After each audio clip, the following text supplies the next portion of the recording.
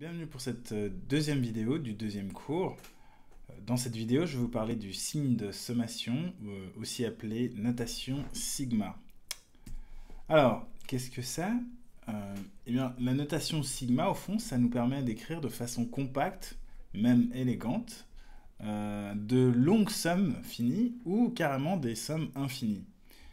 Et au fond, ce qu'elle nous permet essentiellement de faire, c'est de nous passer des trois petits points quand on écrit des longues sommes ou des sommes infinies.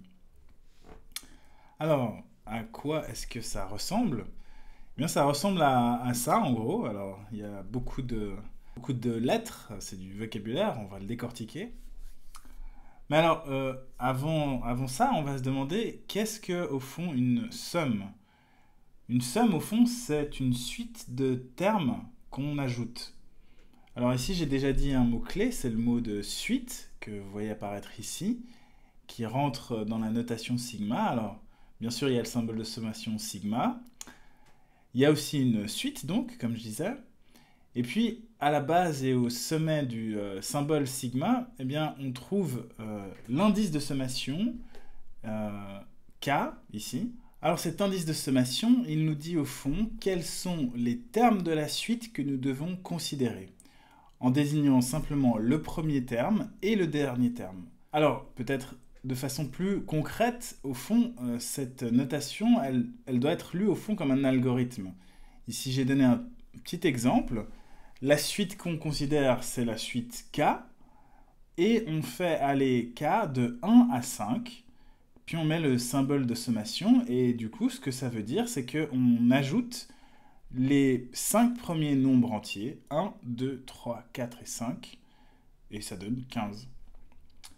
Mais du coup, l'avantage de cette somme, c'est que maintenant, j'ai aucun problème à écrire la somme des 10 premiers entiers. Il suffit que je change le dernier terme par 10. Et puis même si je voulais écrire la somme des 100 premiers entiers, eh bien, j'aurais qu'à remplacer le dernier terme en haut du symbole de sommation par 100. Et j'aurais écrit la somme des 100 premiers entiers. Alors, si on peut changer quel est le dernier terme de la somme, on peut aussi changer quel est le premier terme de la somme. Vous le voyez ici dans cet exemple. Ici, je fais la somme de tous les entiers à partir de 4 jusqu'à 100. Alors, l'indice de sommation ne doit pas nécessairement être K, hein, ça peut être n'importe quelle autre lettre. Souvent, vous verrez que l'indice de sommation, ça peut être N aussi, ou I, voire J.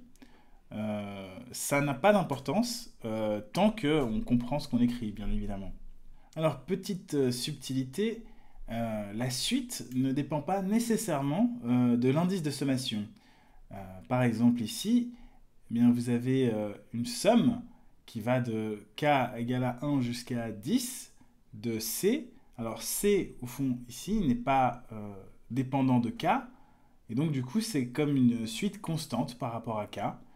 Et donc ce que ça veut dire là, c'est qu'on somme 10 fois C, ce qui donne 10C. Alors juste en dessous, j'ai mis presque la même chose, sauf que j'ai remplacé la suite C par la suite X, et c'est la même règle qui s'applique.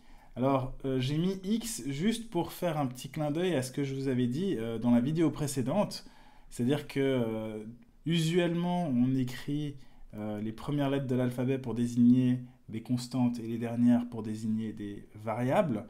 Mais je vous avais dit que ce n'était pas toujours respecté. Et là, c'est typiquement un exemple où j'utilise une des dernières lettres de l'alphabet, en l'occurrence X. Mais dans ce contexte-là, X est constante par rapport à K. Et donc, c'est au fond la même opération qu'on fait. Enfin, on peut aussi simplement mettre une suite constante avec une vraie valeur, comme 1 tout simplement. Et là, au fond, on somme 10 fois 1, ce qui donne 10. Alors, quelques exemples pour se familiariser. Alors, imaginons que je veux faire la somme de k égale à 0 jusqu'à 5 de uk avec uk égale à moins 1 puissance k. Bien, qu'est-ce que je fais? Première chose, c'est que je dois donc considérer les 6 premiers termes de la suite. Donc, les termes d'indice 0 jusqu'au terme d'indice 5. Et je les écris tout simplement, et entre les deux, je mets un plus. Et après, c'est simplement un calcul qu'il faut faire. Et là, en l'occurrence, ça donne 0. Ce n'est vraiment pas plus compliqué que ça. Alors, un deuxième exemple, ce serait de prendre la suite UK égale à 2K moins 3. Alors, ça marche de la même manière. La première chose, c'est de voir que, alors au fond, ici, on doit semer les 5 premiers termes, donc du terme 0 au terme 4 de cette suite UK. Alors, la première ligne, au fond, j'ai simplement exprimé chacun des termes et mis un plus entre. Et puis ensuite, j'ai simplement fait le calcul et ça donne 5. Le dernier exemple, c'est toujours la même mécanique. Et je suis allé un peu plus vite dans le calcul. À la fin, on fait donc la somme de k égale à 0 jusqu'à 2 de cette suite uk, donc moins 1 puissance k divisé par k plus 1 fois k plus 3. On fait le calcul et à la fin, on arrive à 11 sur 40. Je vous invite à essayer de vérifier, peut-être que je me suis trompé d'ailleurs, je ne sais pas. Alors ici, dans ces exemples, je donne la suite et ensuite on calcule le résultat de cette somme. Mais qu'est-ce qui se passe quand on a une somme et qu'on aimerait l'écrire comme avec le symbole de sommation? Par exemple, prenons la somme 1 moins 1 tiers plus 1 cinquième moins 1 septième plus 1 neuvième moins 1 onzième plus etc. etc. Alors la première chose c'est est-ce que vous arrivez à deviner quel devrait être le terme qui suit le moins 1 sur 11? Je vous laisse quelques secondes. Alors normalement vous devriez avoir pensé à 1 sur 13. Et celui qui suivra, ce sera moins 1 sur 15. Donc au fond, on fait la somme de tous les nombres impairs qu'on met au dénominateur. Et puis, il y a une alternance entre plus et moins. Alors, tout l'exercice ici, c'est de réussir à déterminer la formule du terme général de la suite qui nous permettrait d'écrire ça sous le signe somme au fond.